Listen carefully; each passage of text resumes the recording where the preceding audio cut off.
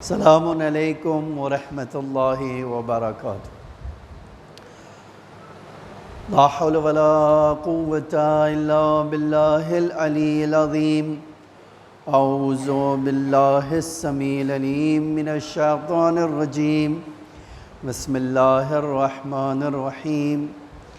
الحمد للہ الذی یؤمن الخائفین وینجی الصالحین ويرفع المستضعفين ويدع المستكبرين ويهلك ملوكا ويستخلف آخرين۔ الحمد لله قاسم الجبارين مبير الظالمين مدرك الهاربين صريخ المستصرخين موضع حاجات الطالبين معتمد المؤمنين، والصلاة والسلام والتحية والإكرام على بشیر النذیر والسراج المنیر حبیب الہ العالمین ابی القاسم المصطفیٰ محمد، اللہم صلی علی محمد وعلی آلہ الطیبین الطاہرین المعصومین المظلومین الغر المیامین، لا سیما الامام المبین بقیۃ اللہ فی الارضین الحجۃ الثانی عشر الامام المہدی المنتظر صلوات اللہ وسلامہ علیہ، اما بعد فقد قال اللہ تعالی فی محکم کتابہ المجید وفرقانہ الحمید وقولہ الحق۔ بسم اللہ الرحمن الرحیم۔ ان اکرمکم عند اللہ اتقاکم۔ ایک صلوات پڑھیے محمد وعلی محمد صلی علی محمد۔ عزیزان گرامی، عید اضحیٰ کی آپ سب کو مبارکباد پیش کرتا ہوں، اور دعا ہے کہ اللہ ہماری عیدی ہمارے امام کے ظہور کو قرار دے اور ہم امام کے مخلصین میں شمار فرمائیں۔ میں اس خطبے میں چاہتا ہوں کہ آپ کے سامنے دو عظیم پیغام اس قربانی کے لیے آپ کے سامنے عرض کروں۔ اگرچہ یہ قربانی جو ہے، جس کو ہم عید اضحیٰ کہتے ہیں، اضحیٰ کا مطلب ہوتا ہے جب سورج دھیرے دھیرے اوپر چڑھتا ہے، ٹھیک ہے، دھیرے دھیرے جب زہر کی طرف پہنچتا ہے اس کو کہتے ہیں ضحیٰ۔ اب اس کو عید اضحیٰ کیوں کہا جاتا ہے؟ اس کی وجہ یہ ہے کہ حاجی حضرات، حاجی جب حج کرتے ہیں تو وہ مزدلفہ سے نکل کر آتے ہیں منی میں، جس کو منی کہتے ہیں۔ منی میں آتے ہیں تو جب سورج نکلتا ہے تو وہ چلتے ہیں مزدلفہ سے، اور پہنچتے کہاں ہیں؟ پہنچتے ہیں منی میں جب سورج نکل جاتا ہے۔ اب سامان وامان رکھیں گے اور پھر اتنا ٹائم، اب اس کے بعد انہیں جانا ہے کیا؟ شیطانوں کو پتھر مارنے کے لیے، اور شیطان کو پتھر مار کر انہیں آنا ہے قربانی کے لیے۔ تو وہ وقت اتنا گزر جاتا ہے جس سے ظہر تقریباً نزدیک ہو جاتی ہے، اسی لیے اس کو عید اضحیٰ کہا جاتا ہے۔ عید اضحیٰ ایک تاریخ ہے اس کی جو آدم علیہ السلام سے شروع ہوتی ہے۔ آپ دیکھیں جناب آدم اور کہ بیٹوں کا، حابیل اور قابیل کا ذکر قربانی سے شروع ہوا ہے۔ ایک کی قربانی اللہ قبول کرتا ہے اور ایک کی قربانی اللہ قبول نہیں کرتا ہے۔ کیوں قبول نہیں کرتا ہے؟ وہ قرآن نے اس کا جواب بھی دیا۔ قرآن جواب دیتا ہے کہ ہم نے قربانی، اللہ کو کسی کا گوشت اور چمڑے کی ضرورت نہیں۔ لن ینال اللہ، اللہ کو یہ تمہارے بکرے کا گوشت اور خون نہیں پہنچتا ہے، پہنچتا کیا ہے؟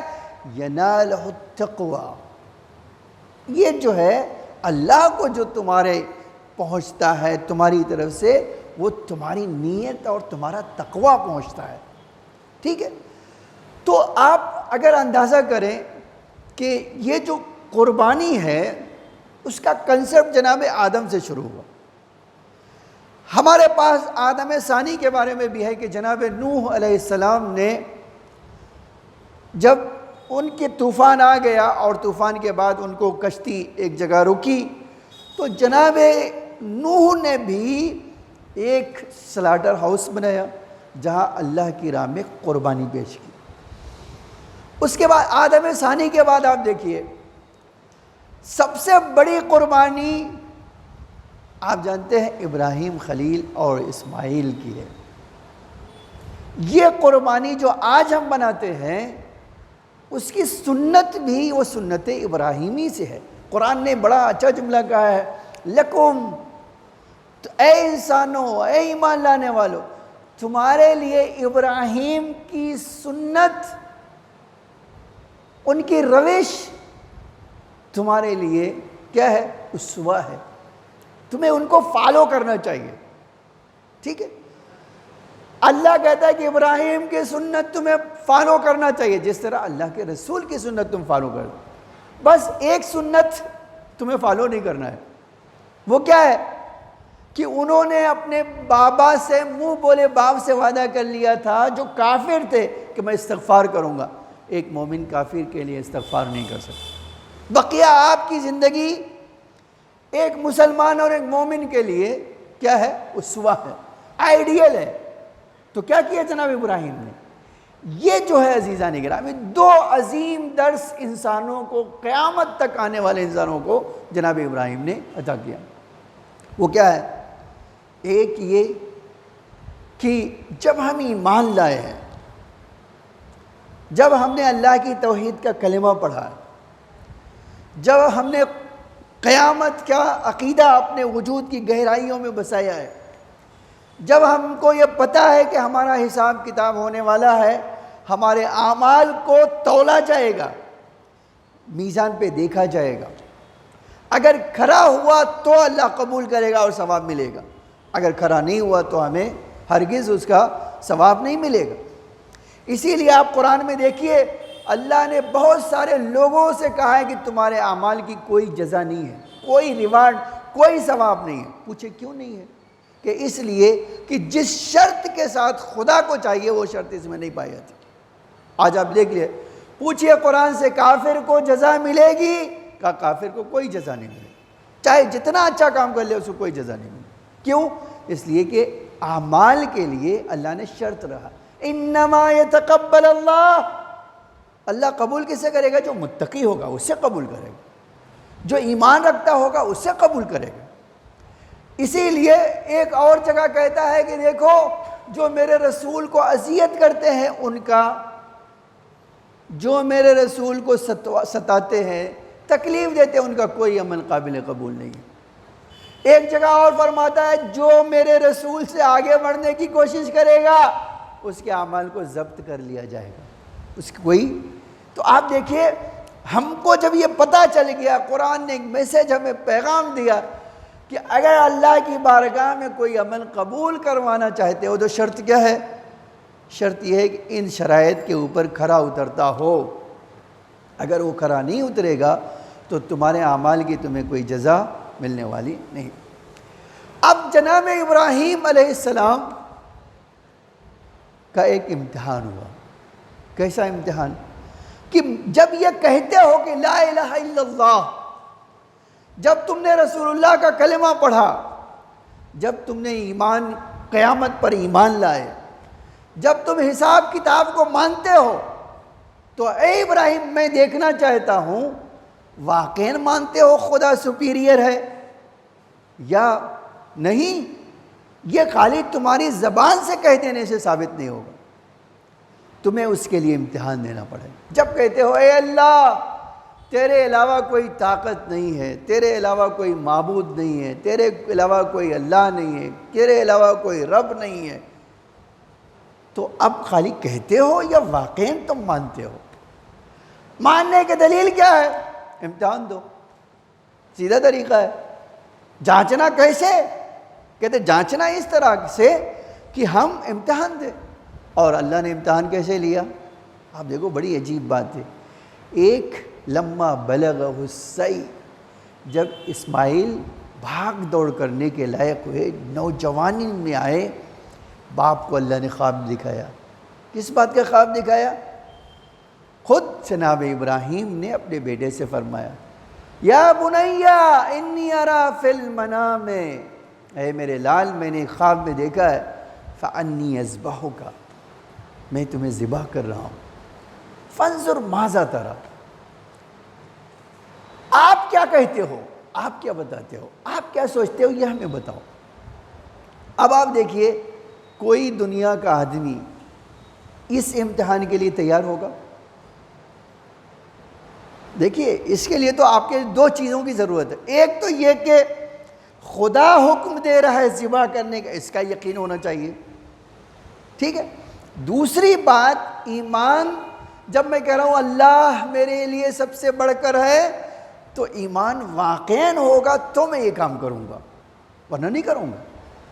اب وہ تو نبی خدا تھے، خلیل خدا تھے، تو جب انہیں حکم ہوا تو پھر کیا کیا انہوں نے؟ بچے کو لیا اور مکے سے لے کر کہاں آئے؟ منی آئے۔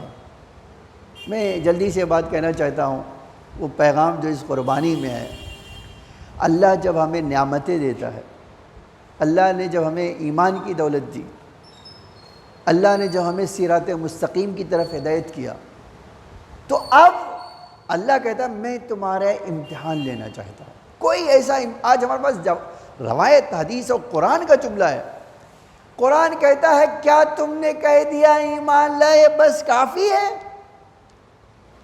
یہ کافی نہیں ہے۔ پھر اللہ کہتا ہے تمہارا امتحان ضرور ہوگا۔ حدیثوں میں عجب جملہ ہے، امام کہتے ہیں کہ کوئی انسان بغیر امتحان کے چھوڑا نہیں جائے، ہر ایک کا امتحان ہوگا۔ اب امتحان ہوگا تو ہمارے ایمان کی جانچ ہوگی۔ آج ہمارے امتحان کی جانچ اسی طرح ہوگی۔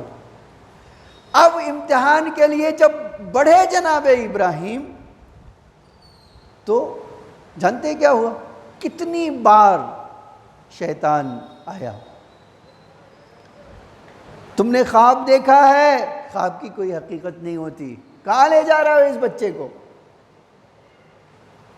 جب وہاں ڈالنے گلی شیطان کی، اسماعیل کے سامنے آیا، اس بوڑھے کو کیا ہو گیا ہے؟ کوئی اپنے بچے کو ذبح کرتا ہے؟ لیکن ان تمام رکاوٹوں کو جناب ابراہیم نے کیا کیا، اور جناب اسماعیل نے، آج ہم اسی کی سنت میں شیطان کو پتھر مارتے ہیں کہ جب ہم خدا کے راستے میں جا رہے ہوں، شیطان کتنے بھی ہمارے راستے میں کانٹے ڈالے، ہمیں ان کانٹوں کو ہٹا کر اللہ کا حکم کو اطاعت کرنا ہے، اللہ کے حکم کو انجام دینا ہے۔ یہ ہے پیغام، اس قربانی کا پیغام یہ ہے کہ جب بات آ جائے اللہ کی اور اللہ کے دین کی تو تمہاری کوئی حیثیت نہیں ہے، تمہارے کوئی عزت نہیں ہے، تمہارے کوئی مال کی ویلیو نہیں۔ کیا کرنا ہے تمہیں؟ سب کچھ قربان کر دینا ہے، اور آنا ہے کہاں؟ اللہ کے حکم کی اطاعت کرنا۔ تو ایک پیغام اس قربانی کا قیامت تک ہے، اے انسانوں جب تم ایمان لائے ہو تو جب اللہ تم سے کہے قربانی دینے کے لیے تو تیار رہو۔ اس کی علامت کیا ہے؟ اس کی علامت یہ ہے بقرہ عید میں، عید الاضحیٰ میں، اضحیٰ میں دمبا ذبح کر کے اعلان کرنا، اے اللہ میں یہ علامتی قربانی دے رہا ہوں، لیکن جس دن تم مجھ سے کہے گا آؤ میرے لیے قربانی دو، تو میں ایک لمحے کے لیے بھی نہیں سوچوں گا کہ اللہ کے راستے میں مجھے قربانی نہیں دینا، میں اپنی جان دے دوں گا۔ اسی لیے آیا ہے کہ جب جہاد کا حکم آئے گا تو کوئی آدمی ایسا نہیں ہے کہ جو جہاد سے بھاگے گا اور مومن رہ جائے گا، نہیں۔ ایک بار اللہ کا حکم آ گیا کہ اب جہاد کرنا ہے تو پھر اسی لیے ہمارے وہاں شرط ہے کہ امام معصوم کہے کہ جہاد کرنا ہے۔ تو اب پہلا پیغام قیامت تک کے لیے ہے کہ یہ علامتی قربانی دمبے کی دے کر اعلان کرو کہ اے اللہ میرا ایمان اتنا ہے کہ جب بھی تم مجھ سے کہے گا کہ میرے لیے، میرے دین کے لیے قربانی دو تو تم تیار رہو گے۔ یہ ایک عظیم پیغام ہے۔ اسی لیے ایک جملہ کہنا چاہتا ہوں، دیکھیے قربانی جو دیتا ہے نا، کون دیتا ہے؟ جس کو کوئی چیز روک نہ سکے۔ آج روکنے والی کیا چیز ہے میرے لیے، آپ کے لیے؟ ہر آدمی کے لیے روکنے والی چیزیں بہت ساری ہیں، بہت ساری چیزیں ہمیں روکتی ہیں۔ مثلاً آپ دیکھیے، جتنا بڑا انسان آج بن جاتا ہے دنیاوی لحاظ سے، جب دنیاوی لحاظ سے کوئی بڑا بن جاتا ہے تو اس کے لیے کتنی رکاوٹ ہوتی ہے۔ کہتے میں غریب کے ساتھ نہیں بیٹھ سکتا ہوں، کیوں؟ میری امیج پہ فرق آئے گا، میری ویلیو گھٹ جائے گی۔ اللہ کہتے ہیں نہیں، جب تم نے میرے دین کو قبول کیا ہے تو تمہیں یہ پیورٹی باقی رکھنا ہے، دنیا کی کوئی چیز کو اپنے اندر، اپنے راستے میں رکاوٹ نہیں بننی۔ آج پریشانی یہی ہے تمام مومن کی، تمام دنیا کے لوگوں کی، کہ وہ بھاگ رہے ہیں کس کی طرف؟ تصنع کی طرف، بناوٹی چیزوں کی طرف، دکھاوے کی طرف۔ اور اللہ کیا کہہ رہا ہے؟ قربانی دے کر اعلان کرو تم پیور رہو گے۔ تو قربانی پیورٹی کو نکھارنے کے لیے آئی ہے، بتانے کے لیے ایک واقعی تقویٰ کیا چیز ہوتا ہے۔ یہ ہے تقویٰ۔ تقویٰ یہ ہے کہ میں اپنی خواہشات کو کچل دوں گا اور خدا کے حکم کے سامنے سر جھکا دوں گا، جس طرح ایک نبی نے کیا۔ اور دوسرا جو پیغام ہے اس کا، عزیزان گرامی آپ غور کیجئے، جب کوئی بھی انسان تقوی کے لیے بڑھتا ہے، صراط مستقیم کی طرف بڑھتا ہے، اس کے راستے میں رکاوٹ آتی ہے، اور وہ بھی شیطان جیسا بڑا دشمن کسی انسان کا موجود ہو تو وہاں تو رکاوٹ کئی گنا بڑھ جاتی ہے، تو اور زیادہ اس کی رکاوٹ بڑھ جائے گی۔ تو ایسی صورت میں کیا کرنا؟ یہی تو قربانی کا فلسفہ ہے۔ جناب ابراہیم نے کہا دیکھو میں نے یہ کام کر کے دکھایا ہے، اور پھر آپ دیکھیے یہی قربانی کیا ہوئی؟ عبداللہ کے لیے بھی آئی، جناب عبد المطلب اور عبداللہ۔ اور آپ دیکھیے کتنے نیک تھے جناب عبداللہ، ان کے پاس کیسا کمال پایا جاتا تھا کہ آج تاریخ کیا کہتی ہے؟ جب جناب عبداللہ کا نام نکلا کہ قربانی کی جائے گی تو پورا مکہ ایک صدا ہو گیا، ابو طالب یہ نہیں ہو سکتا۔ انہوں نے کہا میں نے نذر کیا ہے۔ تو کسی نے ایک راستہ جو ہے بتایا، اور دیکھیں کیسے لوگ تھے کہ جب اللہ سے ایک نذر کر لیا تو کہتے میں اس کو پورا کروں، یہ نہیں ہو سکتا، میرے 10 بیٹے اللہ نے دیے ہیں، اب نام عبداللہ کا نکلا ہے تو میں عبداللہ کو جو ہے اللہ کی راہ میں پیش۔ کتنا بڑا حوصلہ چاہیے، کتنا بڑا دل چاہیے کہ جو سب سے بہتر ہے اس کو قربان کریں۔ اچھا آپ دیکھیے جناب ابو طالب، جناب عبد المطلب نے یہ کام کیا، اور وہ کہتے تھے میں قربانی دوں گا، کہتے تھے اس کا ایک راستہ یہ ہے کہ قربانی کے بدلہ قربانی کا دے دے۔ 100 اونٹ ایک انسان کیا خون بہا قرار پایا، بلڈ منی قرار پایا، کہاں سے؟ جناب عبداللہ کی اس قربانی کے بدلے سے۔ آپ دیکھیے عبد المطلب نے یہ قربانی دی، نتیجہ کیا ہوا؟ اللہ نے عبداللہ کو آخری نبی جیسا بیٹا ادا کیا۔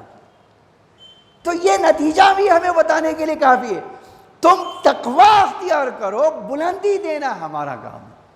یہ ایک چیز اس قربانی سے ہے۔ اسی لیے آج اس قربانی کو ہمیں کم رنگ نہیں ہونے دینا چاہیے۔ کیوں نہیں ہونے دینا چاہیے؟ اس لیے کہ اللہ کا رسول کہتا ہے کہ جتنا اس قربانی، علامتی قربانی کے دو گے، ایک دن تو احساس ہوگا کہ میں اللہ کے لیے سب کچھ کرنے کو تیار ہوں۔ آج ایک پریشانی جو ہے مولا کے ہمارے ظہور نہ ہونے کی کیا ہے؟ یہی ہے، آج لوگ قربانی دینے کے لیے تیار نہیں۔ اگر آج قربانی، میں نے ایک جگہ امام زمانہ سے جب کسی نے پوچھا مولا اتنے سالوں سے پردے گئے میں آپ آ نہیں رہے ہو، تو میں کہا، امام نے فرمایا آؤں کیسے؟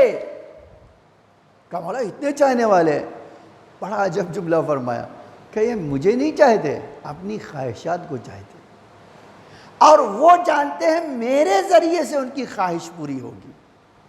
تو وہ جو مجھے پکار رہے ہیں الجل، وہ اس لیے نہیں پکاریں گے مولا آؤ تمہارا مشن آگے بڑھاؤں، اس لیے پکار رہے ہیں تاکہ ان کی خواہشات پوری ہو سکے۔ جانتے ہیں اس کا مطلب کیا ہے؟ اس کا مطلب قربانی کا جذبہ ابھی پیدا نہیں ہوا. جب تک قربانی کا جذبہ پیدا نہیں ہوگا اس وقت تک ظہور امام نہیں ہونے والا.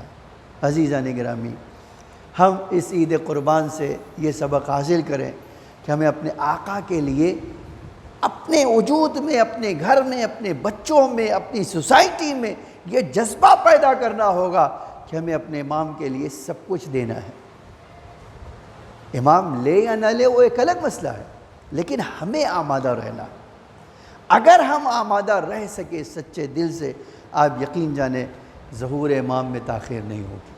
امام کے ظہور میں بالکل تاخیر نہیں ہوگی. ایک اور بات کہہ کے بات سمیٹ لینا چاہتا ہوں. آپ کے لیے دعا کرنا چاہتا ہوں، ہم سب کے لیے دعا کرنا چاہتا ہوں. آپ اندازہ کیجئے یہ عید الاضحیٰ آئی ہے کس لیے؟ تقوی کی بلندی کے لیے، تقوی اور کمال کو بلند کرنے کے لیے یہ عید اضحیٰ قرار دی گئی. اب وہ تقوی یہ نہیں ہے کہ پورے جب محلے میں گندگی ہی گندگی پھیلی ہوئی ہو، کوئی ایک سچا انسان، شریف انسان آپ کی گلی سے گزر نہ سکتا ہو. یہ تقوی کے خلاف ہے. آپ اس قربانی کے کسی کو اذیت نہیں کر سکتے. وہ بھی خاص طور سے کیا ہے؟ ذبح کیا، جو اعضاء جانور کے آپ نہیں کھاتے ان کو روڈ کے اوپر پھینک کے چلے گئے. میرے بھائی، یہ ایک مسلمان کا کردار نہیں ہو سکتا، ایک واقعی مومن کا چہرہ نہیں ہو سکتا. اسی لیے ضروری ہے جو لوگ قربانی کر رہے ہیں وہ قربانی کرنے کے بعد عزت کے ساتھ اس جو جانور سے فضلات نکلتے ہوں ان کو مناسب جگہ پر جا کر اپنے دفن کریں یا ڈال دیں یا جو بھی وہاں کرنا چاہیے، تاکہ جب کوئی دوسرا اغیار ہماری قربانی کو دیکھے تو کہے کہ ان کے پاس اتنا احترام پایا جاتا ہے. جو اللہ سے جڑ جاتا ہے اس کا احترام یہ پایا جاتا ہے، تو اللہ اور اس کے رسول کا احترام ان کے پاس کتنا ہوگا. خدایا اس درد بھرے زمانے میں اے میرے معبود، ہم تیری بارگاہ میں دست بدعا ہیں کہ ہمیں تو توفیق عطا فرما کہ ہم اس قربانی کو ان کے مقاصد، واقعی مقاصد کے ساتھ انجام دے سکیں. اللہم ادخل علی اہل القبور السرور، اللہم اغن کل فقیر، اللہم اشبع کل جائع، اللہم اکس کل عریان، اللہم اقض دین کل مدین، اللہم فرج عن کل مکروب، اللہم رد کل غریب، اللہم فک کل اسیر، اللہم اصلح کل فاسد من امور المسلمین، اللہم اشف کل مریض، اللہم سد فقرنا بغناک، اللہم غیر سوء حالنا بحسن حالک، اللہم اقض عنا الدین واغننا من الفقر انک علی کل شیء قدیر. اے اللہ ہمارے اس مختصر سے اعمال کو قبول فرما. اے میرے معبود ہماری نماز، دعا، مناجات و استغفار کو قبول فرما. اے میرے معبود ہمارے ڈھیر سارے گناہوں کو معاف فرما. اے اللہ ہم حاجت مند ہیں، اپنی درگاہ سے ہماری حاجتوں کو قبول فرما. ہم سب کے رزق حلال میں برکت عطا فرما. مومنین جو مقروض ہیں ان کے قرضوں کو ادا فرما. جو بے روزگار ہیں انہیں روزگار فراہم فرما. جو بے اولاد ہیں انہیں اولاد نرینہ عطا فرما. اے اللہ ہمارے امام کے ظہور میں تعجیل فرما. زمین کو آقا کے ظہور کے لیے آمادہ فرما. ہم سب کو آقا کے حقیقی غلاموں میں شمار فرما.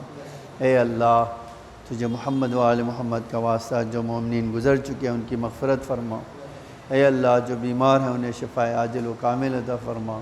ہمیں نور آل محمد سے مزین فرما. اس دنیا میں محبت اہل بیت اور آخرت میں شفاعت اہل بیت نصیب فرما. ان اللہ ملائکتہ یصلون علی النبی یا ایھا الذین آمنوا صلوا علیہ وسلموا تسلیما. اللہم صلی علی محمد.